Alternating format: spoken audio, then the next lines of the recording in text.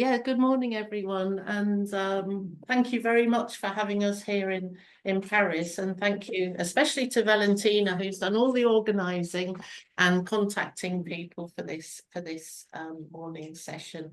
So we're going to be together for about 40 minutes. We're going to speak, and we've got plenty of time for questions and answers. And also we're going to stay here until about 10:30, even longer if you wish. Very, very happy to answer any questions, and also very happy to, just answer anything that you would like to talk about to do with internationalization and English medium instruction. So this presentation is going to be in English. Mais je voudrais juste dire pour ceux qui sont en Zoom, par exemple, que si vous voulez nous poser des questions en français, nous parlons aussi le français et donc vous pouvez toujours nous parler, mais la présentation ce matin est en anglais. So we're going to speak for about 40 minutes, and we're talking about internationalizing higher education. So this is universities, grande école, and we've got somebody here, from the GLIO schools. It's everybody who's to do with higher education rather than schools.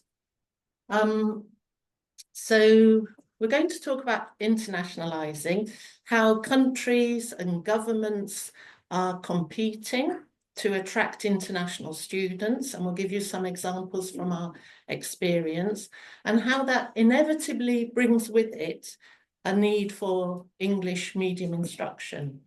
And we're going to talk about how English medium instruction can be done well. It can be done very badly, but we're going to talk to you about how it can be done well, and how if we do it well, we can attract international students, we can produce graduates who have a very good knowledge of their own subject.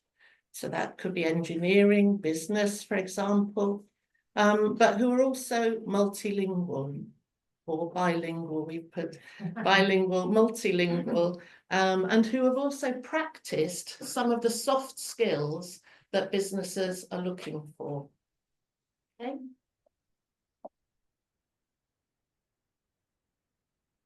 So we'll start with some nice photos of Oxford, because we are based in Oxford, and actually all these photos that you will see, we're going to show you real photos, not sort of something off Google.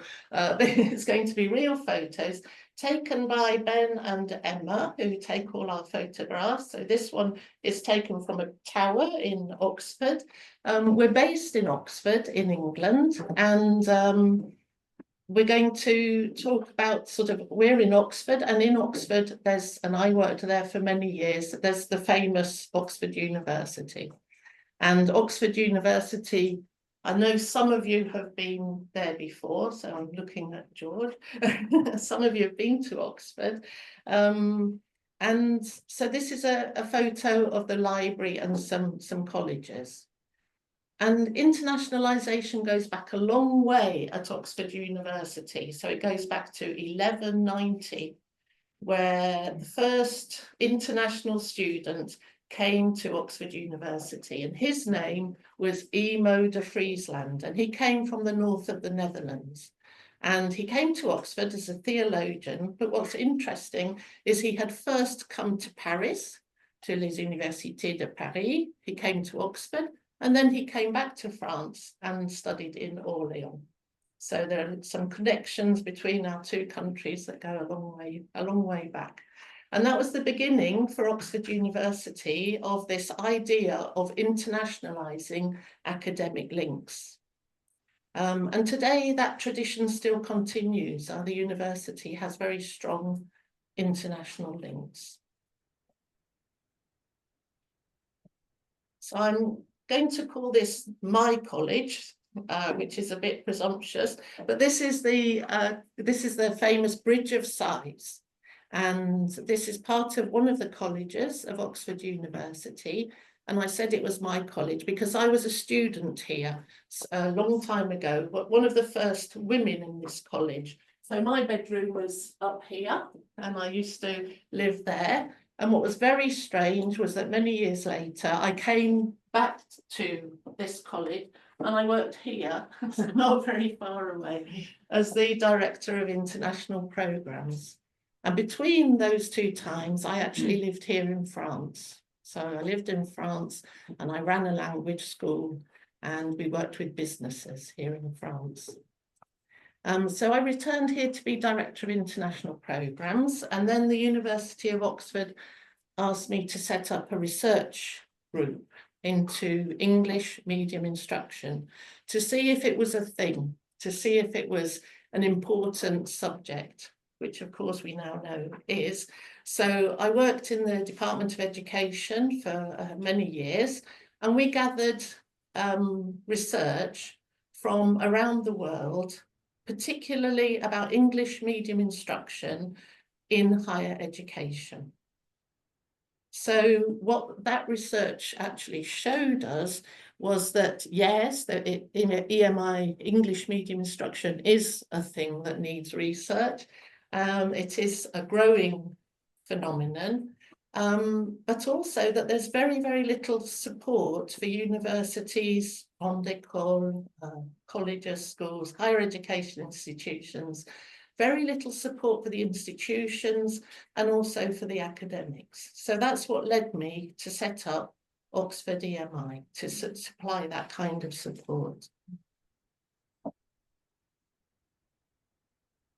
So I'd like to introduce you to a few of our team.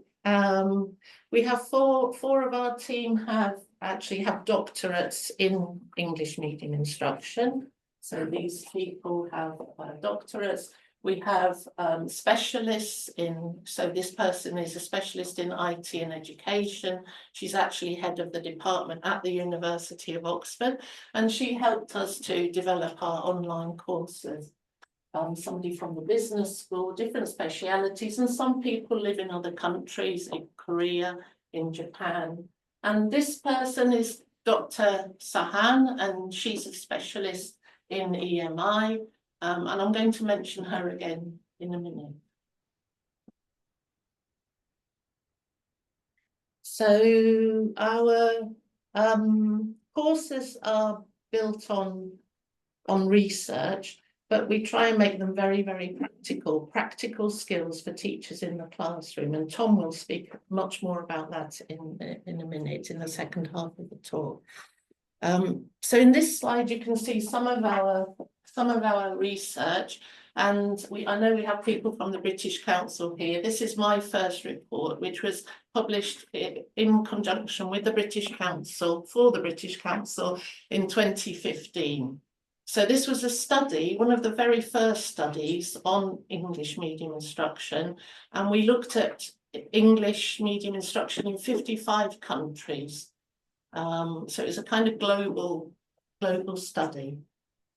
And this is the study that led to my definition of EMI. I'll let you just read.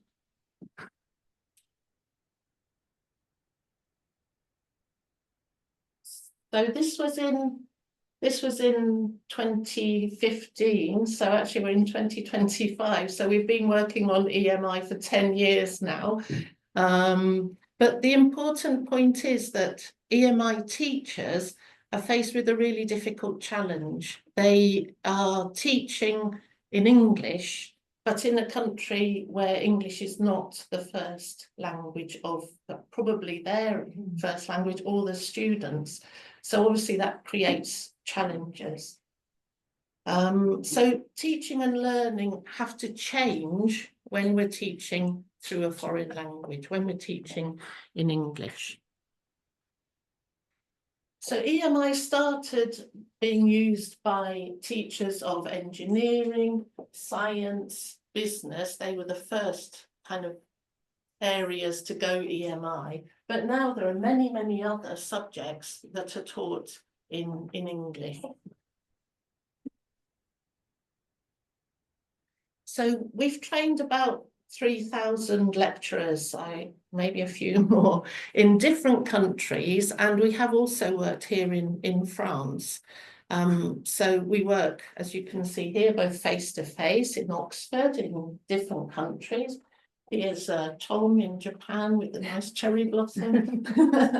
And we do online courses, which are either with a trainer or completely independently. And they all lead to a certificate for university lecturers. So this is the question to start us off, really. Is your institution international? Now, if you're thinking yes, why? What's coming into your mind? What makes you think that your institution is international? Well, there are many reasons why institutions internationalize, or they consider themselves international. And these are some of the institutions that we have worked with. Some of them are French, and they have told us why they're internationalizing. So I'm going to show you the reasons that they've given us. So they want international partnerships, for example, joint degrees, or TNE programs. TNE is transnational education programs. Academics often want to have joint research projects, joint publications. They want their university to rise in the international rankings. Very often they want to attract international students and faculty. And one of the themes of today's talks is they want to produce graduates who are ready for work, so they know their subject, but they're also bilingual or multilingual. Now, in order to achieve all of those aims, universities are adopting more and more English medium instruction courses. They teach more subjects in English. So I showed you Carrie Shahan, Dr. Shahan earlier, and this is some of her work. So this follows on from the 2015 report. She has done an update in 2021, and we can see, we can confirm that English medium instruction is growing. It's growing all over the world. And governments around the world are investing huge sums of money and investing in projects to attract international students to their country. So, France is in competition with all these different countries to attract international students. So I'm going to show you just a few examples of countries where we work and that we know. And on these slides, you'll see the government project and also their aims, their targets for the number of international students. So here, this example is Korea, and they aim to attract 300,000 international students to South Korea. And their aim is to kind of position Korea in the top 10 global destinations for study abroad students.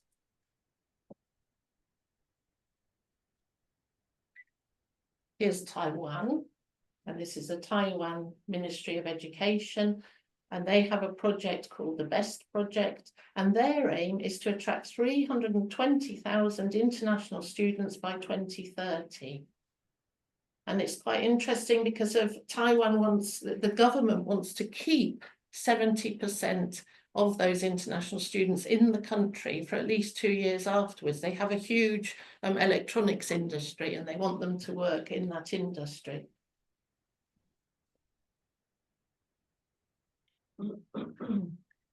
Here we have Japan, and again a beautiful photo of a cherry blossom in Japan. And at this meeting, it's actually the Prime Minister announced that the universities had to attract more international students. So his name, he's not the Prime Minister now, he was the then Prime Minister, Fumio Kishida, and he wants to attract 400,000 international students to Japan by 2023. And that comes from the fact that in Japan, the population of 18-year-olds has decreased, and they can't actually fill all their university spaces. And the Japanese government has predicted that by 2050, there'll be a 20% of empty places, excess capacity in Japanese university. So there's a race, a competition to attract international students to Japan. And their objective is to attract international students, but also to educate the Japanese students, to give them a global mindset. So that's actually set out in the government policy. We want to give Japanese students a global mindset. In Turkey, they also have a scholarships program. It started in 2012. And we can just see here how well they've done. They set out their targets and they've achieved their targets. They have attracted over 300,000 international students in 2023. So that's a six-fold increase in the number of international students in just a decade. And it's quite interesting to know that Turkey has become the 8th most popular destination for international students in the world. Now, here in France, I'm sure you know that there's a project called Bienvenue en France, and this is, you know, France's strategy for attracting international students here to France, and to make institutions more welcoming to international students. And the government also offers bursaries to masters and doctoral students through its France Excellence programme. And the aim here, so France has even bigger ambitions, the aim here in France is to attract 500,000 international students by 2027. And this means that the number of English course or English taught courses, EMI courses, is also increasing. And you can see here that the numbers are getting bigger and bigger. And we actually see this from our own experience, not just the kind of government policy documents. We've worked here with the Grande École, so with EMT Les Mines in Nancy and Alès, and their numbers of international students have grown. And we've worked in the university sector in Montpellier, in Nantes, and their numbers are also growing. So here in France, the number of international students is growing rapidly. Now, I'd like to just talk about Taiwan in a little bit more detail, just for a moment, because I'd like to turn to the idea that we're talking about, that when done properly, that EMI can develop our students into professionals who know about engineering and business, but who also speak languages. Yeah? So in Taiwan, the government is really investing in this BEST program. It's called their BEST program. We at Oxford EMI, we worked with them on a very big project over 3 years. So we worked with 29 universities and we had 10,000 stakeholders, and it was about implementing and evaluating EMI in Taiwan. And why I'm bringing them in is that their objectives were very clear. They wanted to produce work-ready bilingual professionals, and they call them bilingual professionals. And so the idea of the bilingual professionals is to make Taiwan into a bilingual nation and give their students the opportunity to kind of perform on a global stage, not just in Taiwan. So to do that big project, we had to put some kind of framework around this project, and we decided to work directly with the stakeholders. So and we use this framework, MAST, which we've developed at Oxford EMI. And so we took into consideration the stakeholders who have some role to play in internationalisation. Now, we don't really have time today to go into like the whole detail of everything, but I would like to just give you a few examples just briefly of what that means. So if we look at management, for example, so that would include the directors of the institutions, it would include perhaps directors of EMI centres, English centres, international programmes directors. We can see some of their responsibilities. What do they have to do? I'll let you read.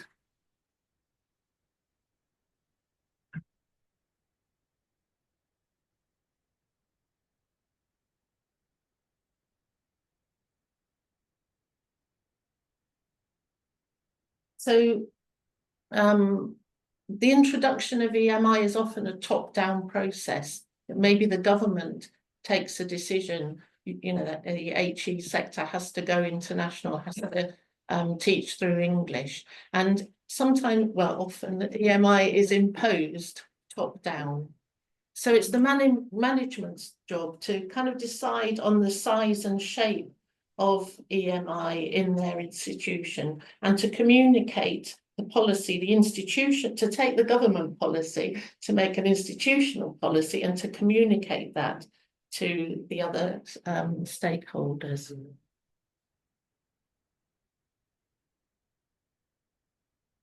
We'll move on to the administrators. And when it gets to the administrators level, we're looking at the detail. Good morning. We're looking at the detail, and administrators have such a wide-ranging set of responsibilities, but they have to look, as you can see here. I'll let you read.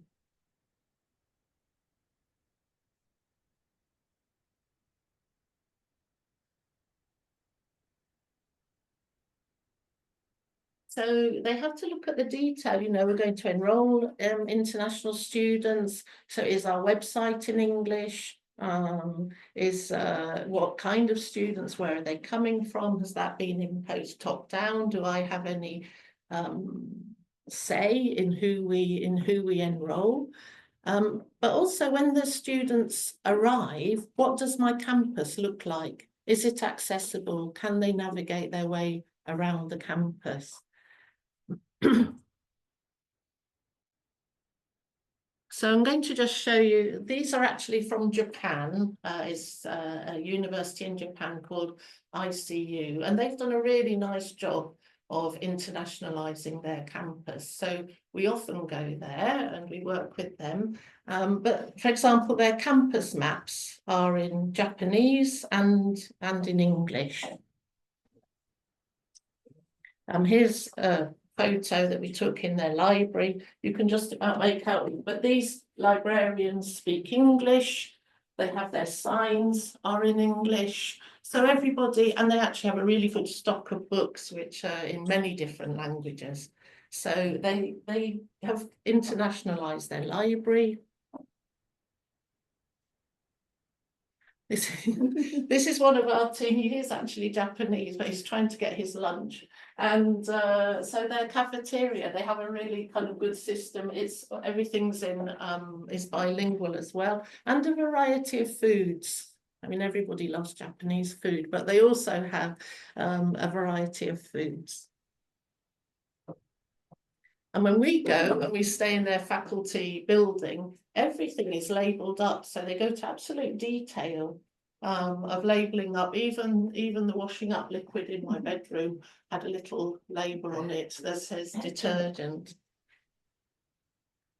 And this one I was very grateful for, because the washing machine is also has the explanations in English. So it's a very kind of welcoming, easy place to navigate. And here's something that's, you know, didn't cost very much. It's literally a paper booklet in my room that explains, there's a map with shops and restaurants, and even a very nice explanation of what's in the vending machine in case I'm hungry at night and I need a snack or something to eat. So it's thinking about the detail as well in these things.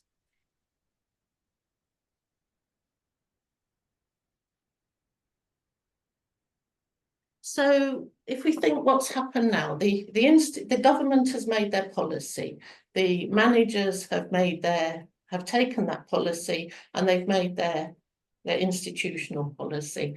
They've told everybody all about it. The administrators have done their job. They've enrolled all the international students. They've prepared the campus. Everything's looking lovely. But we're going to argue that that's not enough. That's not going far enough. We have to look at the teaching and learning. We have to go much, much further. So we have to make sure that teaching and learning, even though it's happening in a different language, is of a very high quality. Because we want to make that students need to be professionals as well as speaking English. And so the next group of stakeholders is the students themselves. So I'll just let you read.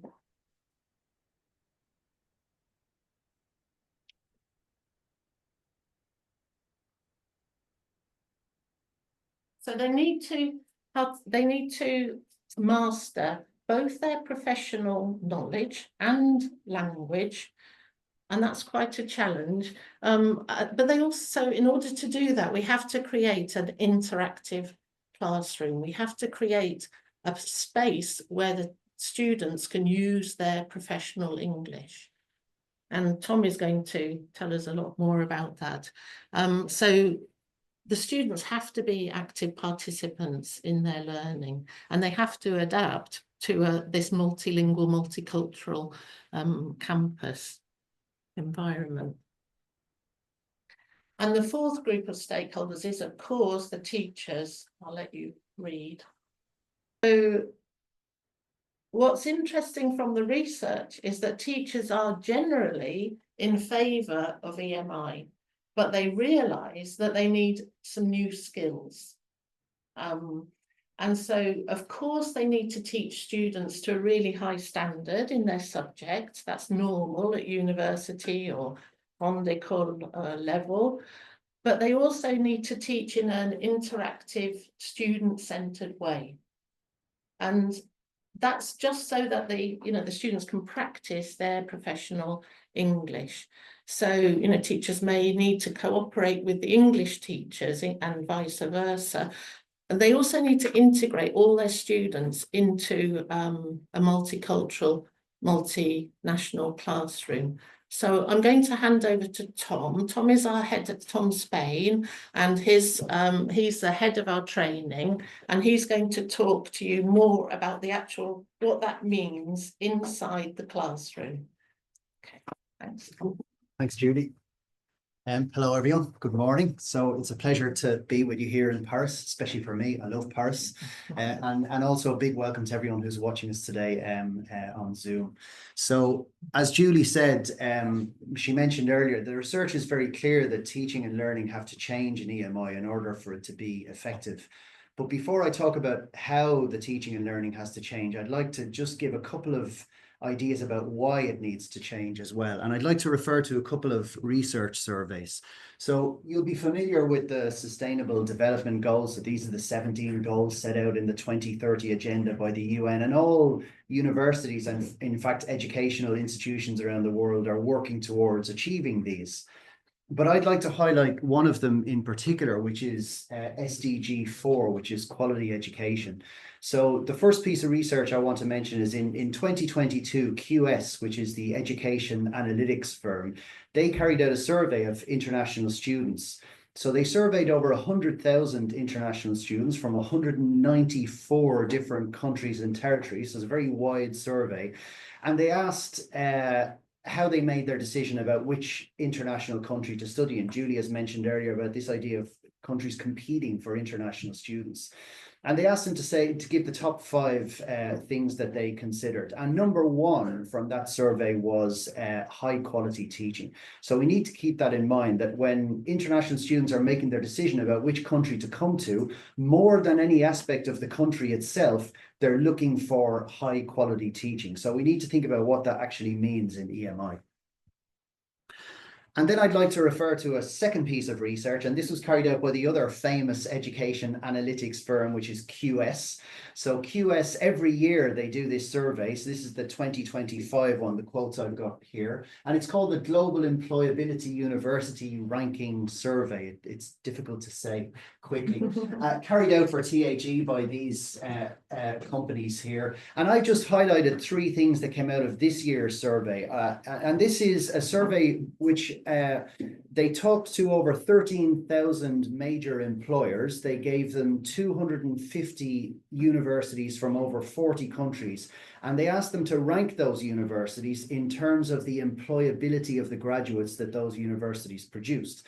And then, of course, they asked them, well, you know, what are you looking for in university graduates when you're interviewing and recruiting? So three of the things I'd like to highlight is, first of all, they said, well, we're looking for practical skills relevant to the specific job or industry. I always feel that the word practical is the important one there.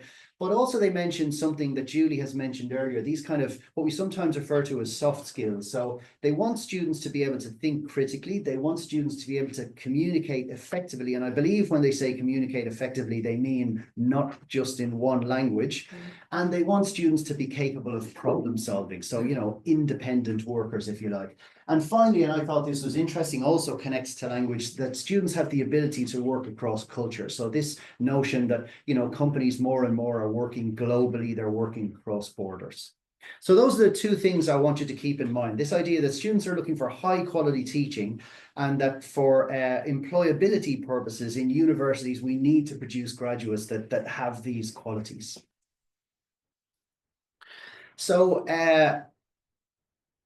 research suggests, and our experience over the last number of years also shows, that traditional teaching at university is still alive and well. In the research, they have two nice phrases. The first one is this idea of extended holding of the floor. So this is, you know, if I walk into a random university lecture, now this isn't all lectures, but this is still common, I will tend to see a lecturer standing at the front of the class, more or less where I am now. They may have slides on the screen. They'll be explaining, talking to the students. If they were a maths lecturer, they may have a board full of equations. And the students in general will be doing what you're doing now. They'll be listening and they might be taking notes. But there's very limited interaction in those classes, very limited interaction.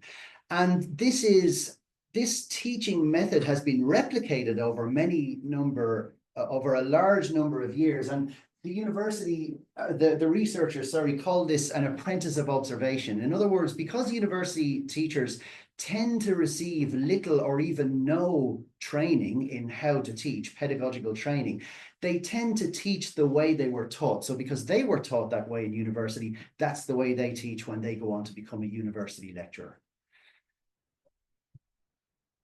So we're arguing today very strongly, and I think the research is also very clear on this, that teaching in EMI is different, and it's different for some of the factors that Julie has already mentioned. So we have classes with students from different countries who speak different languages, who have different cultures, also interestingly different educational cultures. The way they were taught and learned in their home country may not be the way that we expect those things to happen in this country, and that's something we have to take into account.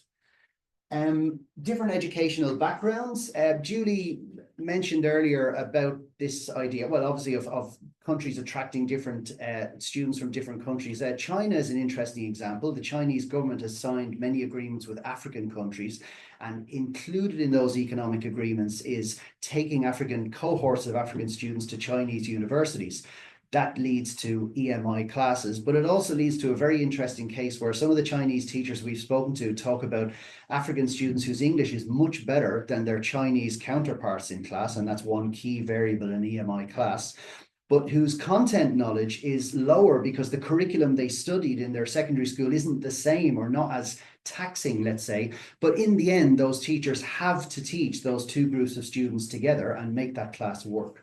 So you can see that we have some quite complex teaching situations for EMI lecturers. And then secondly, just because we're teaching and learning in a second language, and to think about that in slightly more detail. I mean, if you think about a language you speak or a language that you have a certain amount of proficiency in, we often talk about the 4 skills, so reading, writing, listening, speaking. It's very unusual that you have the same level in all of those skills. It's quite common. For example, I used to live in Spain. It was quite common in Spain that students might be okay at reading and writing, but not very strong or confident in speaking and listening.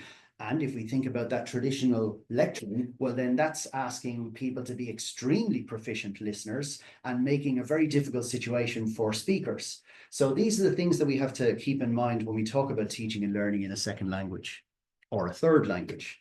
So we're going to argue that EMI requires an appropriate pedagogy in order to make this work. We think that there are 3 things that are important here, and I'll talk about each one in more detail. So with EMI, we have to make sure that the academic standard reached by the students is the same. We cannot have a lower level because we're working in English. We have to maintain standards. The second thing is we have to ensure that students gain proficiency in professional English. So people here who are English language teachers, we sometimes talk about English for academic purposes. We talk about English for specific purposes, the domain that the students are studying in. We need to make sure the students gain this proficiency. Now, content lectures, if I was an engineering lecturer in Germany, for example, I'm not a language teacher, but I need to do something to create the conditions for the students to reach this goal, because this is a clear goal for the students. And finally, also to develop the soft skills for the workplace that we mentioned earlier, that we can clearly see that employers are looking for. So these are the 3 areas, just to go into them in slightly more detail.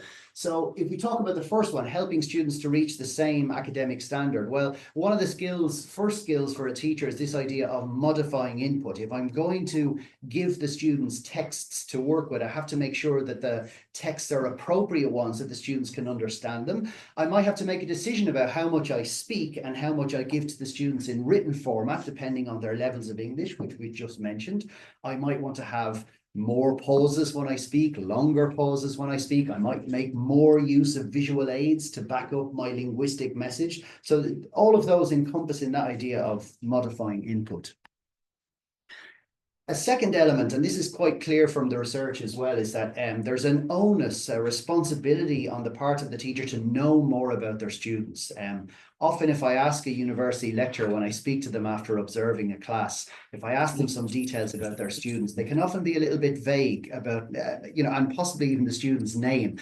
Understandable, sometimes university lecturers teach large classes and have many classes to teach. But we really need an EMI to know a little bit more about their English levels and skills, about their cultural background, in order to be able to teach the class more effectively. And then one key concept in EMI is, because we're dealing with complex concepts, complex content, and because we're working in a second or third language, both for ourselves, the teacher, and for the students, we have to check comprehension on a much more regular basis. And I would argue that the traditional ways of checking comprehension in a class will no longer work.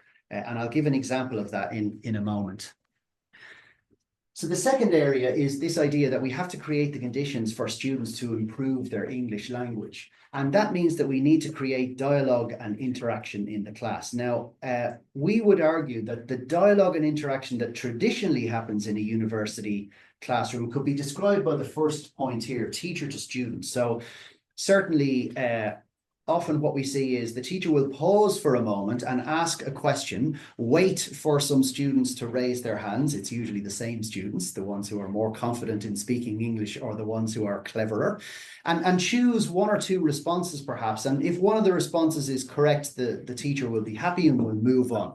Well, there are issues there for whether that comprehension check is comprehensive, but there's also an issue about who is getting English practice, because in that scenario, the person who's speaking English most and getting most practice is the teacher, but actually very few students, and some not at all, are speaking any English. And we know from research into language acquisition that in order to improve your language skills, and if I focus on speaking and listening, we know you need to practice your speaking, and you need to have the feedback of a listener in order to be able to improve your speaking. And that cannot happen unless we move to this second area of interaction. We need to have more student-to-student interaction. So The theory would be that if you randomly open the door of an EMI class in university, you should regularly see groups of students working together, not the more traditional method that I've described earlier. And this is actually a photograph from one of our training courses in Japan last year. We had quite an international cohort of teachers on that course. And you can see that we try to practice what we preach in the training courses.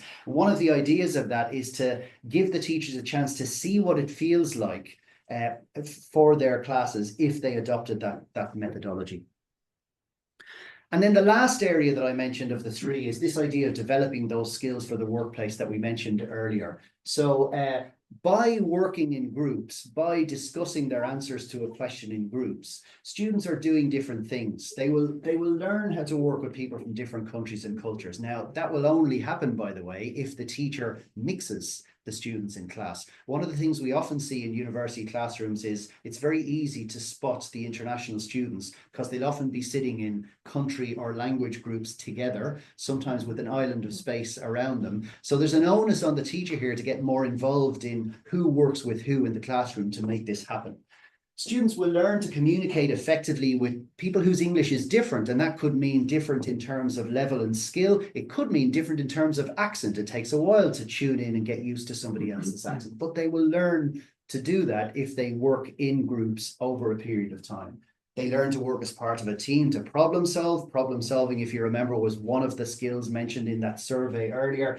And to manage time and achieve deadlines when working in a team or in a group. We say group for a classroom, but I think that translates quite well to the idea of team in a workplace. So that's the argument for that more interactive group-based working methodology in EMI. And it's an argument that's not just one we're making here from a logical point of view, but also one that's backed up by the research. I'd like to finish by giving a more personal example. This is Connor. Connor is my nephew, and Connor studied political sciences for his bachelor's degree, and he took a year's Erasmus here in Paris. He was actually in Sciences Po.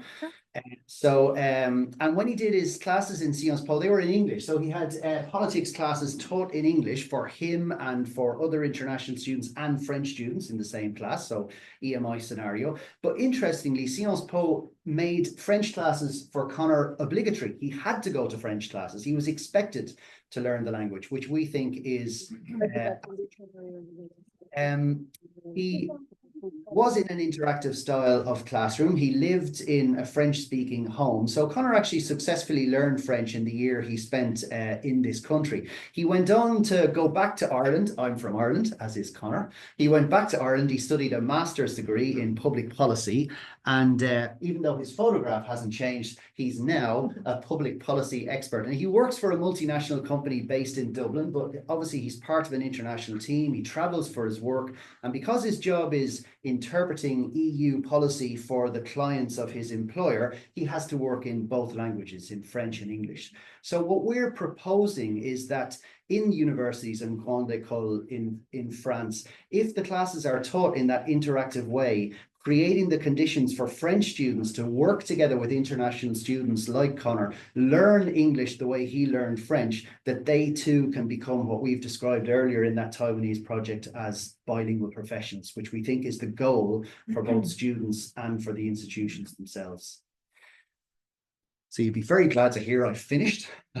So thanks very much for listening to us today.